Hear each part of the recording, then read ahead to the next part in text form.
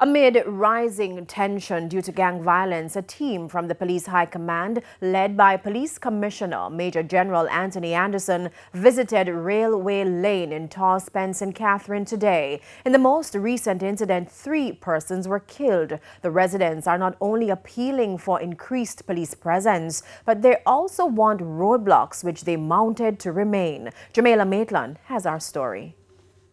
A burnt-out car, concrete boulders, tires and old furniture are what greeted the Commissioner of Police, Major General Anthony Anderson, and his security team when they attempted to drive to Railway Lane in Tawes, Spanish Town on Thursday. It's evidence of the state of fear in the community following Sunday's shooting where 4 men were shot, 3 fatally. Residents pleaded with the Commissioner of Police to refrain from removing the blockades. Lane can't pull us so we feel safe. Mount a different car, they have pro box, them have markets, them have Axio. Every night them in a different vehicle. I drive round and them are saying be a check so them a come back. Of concern too are the unmarked vehicles used for police patrols.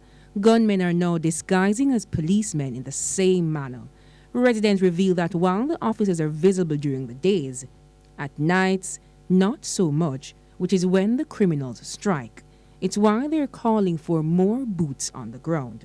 Yeah, we are see them very frequent. Yeah, them are pass through often. We see them 1 and 2 times in a night. I don't know if they're afraid. We see them, but not regular in a night. They say children have been absent from school, shops closed. Garbage have also gone uncollected because they fear being shot. The commissioner, who was flanked by the head of the St. Catherine North Police Division and the area commander, says officers are trying to ease the tension in the community. He agreed that it's not wise to remove the blockades without an immediate plan. Our intelligence has led us to specific individuals who we're after. Obviously, at this point, the investigation is at its infancy, but we will be putting out, I think we have put out some already as persons of interest in the matter who can assist us with this. TVJNews visited another section of the community, Chambers Lane, where residents have also blocked the street out of fear of reprisals. Jamaica Maitland, TVJ News.